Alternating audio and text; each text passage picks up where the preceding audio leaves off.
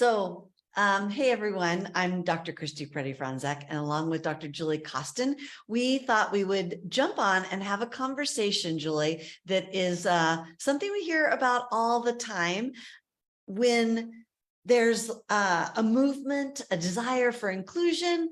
We've got a range of learners, and then our beautiful educators are like, but I need just one more set of hands. So let's dive in, Julie, and tell us what we're going to expect in this short Facebook Live. Okay. So Christy, you set it up really well. And you said just one more set of hands. And the way they usually say it is, I just need one more paraprofessional. We just need a para in the third grade. And then we also need one, right? And all these amazing educators are asking for really good reasons because they need more and different support. And what we want to make sure that administrators hear and understand today is that paraprofessionals can be valuable, and it's not usually the solution to hire just another paraprofessional. We're going to give you lots of reasons why today. Okay. All right. So we're going to actually start off with thinking about paras as the support of last resort. So as Julie said, paras are a critical part of the fabric of successful inclusive schools. But we'll kind of build our argument about why we think of them as the support of last resort. We'll talk about some of the unintended or what we didn't expect when we actually do hire more paras, what can actually happen that wasn't our intention. And then what's the solution? What do we do instead? Okay. So the first thing we're going to talk about is how paraprofessionals or human supports should be they're often the first support considered. But they should be the last. And here's why. When you think about paraprofessional support or supporting any human in an inclusive classroom, we want to try many other support strategies way before thinking about an adult support. So what we have for you here is a checklist of sample supplemental aid supports and services. And what we want folks to remember is hiring a paraprofessional is like putting a Band-Aid on something. It seems like it's going to help, and it can help. However, there are better solutions underneath all of it. So there might be changing up the environmental supports, changing up the pacing of instruction, changing up the presentation of subject matter, and on and on and on. So we've got this really nice handout that talks about all the different ways to support humans. And we often say that human support or paraprofessional support is the support of last resort.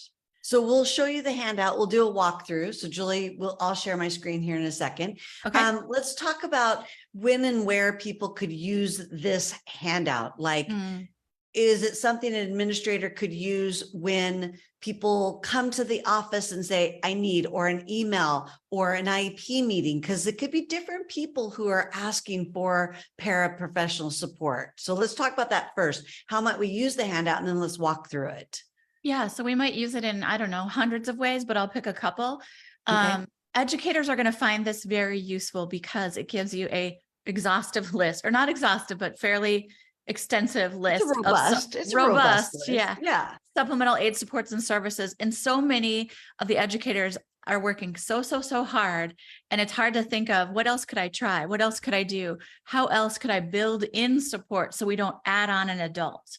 And so I would suggest handing this out to educators. I would suggest having this at a professional development day where you could talk through all the things that are possible, even a staff meeting. I think it's really useful to give alternatives for support so people can start to think about, ooh, I really could just make these tweaks and changes, and that student could be supported in new ways. Well, Julie, I think you said a couple of really important things, because part of the pressure when an administrator hears, can we get another para for the third grade, is you want to keep your teachers happy, supported, from burning out, for having the competence and confidence to do the work, especially when the range is so big. So that idea of, here are alternatives. So it's not like, I'm not going to give you anything, but it's like, let's strategize together. Let's see what we can do. So yes, a couple of days ago, Julie and I were doing a webinar And people said, we have never heard of differentiation by pace. And so, Julie, here a moment ago, you said, oh, we give you some prompts or a checklist to think about, have we differentiated or adapted or supported by pace? So why don't we break that one down real quick, since it seemed new to a lot of people? Yeah, so it could be just extending time requirements, varying the activities often, even just changing up what you're going to do in a class. If you think to yourself, some students are really going to struggle if they're expected to sit for more than 30 minutes. So allowing for breaks, omitting assignments, having things for people to preview, just really changing up the way that the pacing works in a classroom. And I think that, oftentimes we think that just giving someone more time will be the solution. And what a handout like this checklist does is say, if we've given more time and we're still struggling, let's try something else. Like you said, previewing it or reducing the number of things or slowing down. We often say that even quiet is an access point. So this handout, it is, like Julie said, a set of samples, a robust set of samples that are clustered by big topics. So how might you support by using the environment, by changing the pace of instruction, by how the content is introduced, shared, presented. And this goes on and on. And so I'm going to scroll, Julie, because at the bottom, we're going to find the human support. This right? is it. This is where, and we put it here on purpose to say, yes, you might still need to consider a human support. But what we want educators to know is there are many deleterious effects or many challenges in having a human support. And the research often doesn't suggest getting one compared to doing all of these other things. So very last, support, and it can be a paraprofessional at that point, possibly if the IEP team would agree that it's necessary. Okay, so great. So you've alluded to the downsides. Let's go there next. Okay. So what sort of happens, or why in the research that you've conducted and many others have said, this is not the outcome is not what you expected. You think that the student will have greater gains. The student will have more friendships, more progress, more happiness and joy, whatever it is, the outcome you want. But we really find something quite different. So Julie, what actually happens when we often use a paraprofessional that's assigned to a student versus maybe there to support the whole classroom? Yeah, so these are the deleterious effects of a one-to-one paraprofessional, and they come from a lot of people's work. Most prominently here is Michael Giangreco's work. And what we have found, what he has found, is that when you have a paraprofessional involved, kids become dependent upon that adult support if they're not really carefully trained. Actually, an adult can interfere with friendships if they're not appropriately trained. They can actually provoke behavioral problems if they're not appropriately trained. Sometimes because paraprofessionals have really good intentions, they'll decide, I'm going to separate you and have you work over here with me, which is separation from classmates, which is a really big problem unless they're appropriately trained. And the paraprofessional relationship can start to replace the peer connection, meaning a fourth grader really wants to invite his paraprofessional to his birthday party. That, without appropriate, really good training, that happens often.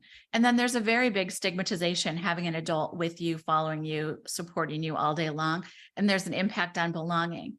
And so what we're going to eventually talk about today is you might not want to hire just one more paraprofessional.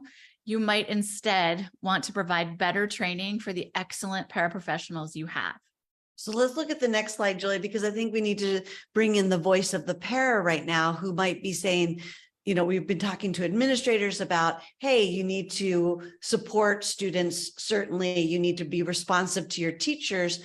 But I think it sends a mixed message to paras as well, because often paras will say to us, but I'm a one-on-one, or I'm assigned to Joe, or it's maybe not even implied, but explicitly said, keep this kid calm, or get this kid caught up, or help this kid make it through the day. And so you're Right. like, well, what else would I do other than sit beside, offer support? And we've seen it, if I'm gone for the day, what happens in the classroom. So how do you reconcile that I'm not the most valuable thing in that classroom? Yeah. So this idea comes from Paula Cluth, this idea of burning the chair. And Paula doesn't, and we don't really mean that to burn the chair, but it's really to say our job is to fade support. Our job is to help a student become as independent or interdependent as possible. Our job as a paraprofessional is to connect students to their peers and then to fade that support. And so without very careful and thorough training of paraprofessionals, they will often sit next to a kid and do just what will cause all the deleterious effects that we talked about on the slide before. Okay, so we're going to show you a handout and we'll put it in the Facebook live chat as well of what to do instead. So we still want, when there are any adult, really, any adults around, but in particular, Paris, Julie said, well, what kind of training or what kind of guidance can we provide? So we have a list of 20 ways to offer invisible or more silent supports. So Julie, let's pick just a couple of them before we begin to wrap up and talk about where people can learn more. So which one would you like to pick from on this page of the 20? I'll just pick number 2. And it just is that you float around and you support all students. You check in on all students as opposed to sitting next to the whole time. You don't sit next to one student, but you support, and you can do something called check-in support. And so I think that any of these we've kind of hinted at, but when we talk about reducing the work, it's maybe needs a human to actually cut up the problems of, cell division and make the cards what can be moved around, or to cut the handout in half so that there are just 3 things to look at. And when you get done with 3, you can come and get another slip of paper and here are 3 more, but we don't need the human next to the student or assigned to the student. So here are 20 ways to provide invisible or this sort of silent support. And we would really encourage, Julie, all adults to use this handout. But today we're speaking of some ways to say, well, if my job is to provide support, how can I do that in a way that is more invisible or silent? Okay. So that was our second thing, of what to do if you get the unexpected, which is sort of the downside of paraprofessional support assigned to a student. So what do they need, or what is effective training and support of paras, and where can we invite them to learn more about how to do that training? Okay, well, we have something called parabytes that we're going to talk about in a little bit. So just hold that idea in your mind. But all effective PD is supposed to be comprehensive. It should be designed by experts who really have studied the phenomenon that we're speaking of. It should involve just-in-time solutions, meaning paraprofessionals should be able to go and get what they need when they need it, not just when there's a PD day scheduled in March. It should be bite-sized and digestible, should be portable and reusable, and it should be differentiated. We know you have paraprofessionals in your system that have been there for 40 years, and they need something different than a paraprofessional who started yesterday. And so we've got the support for all folks to do that in something called Parabyte.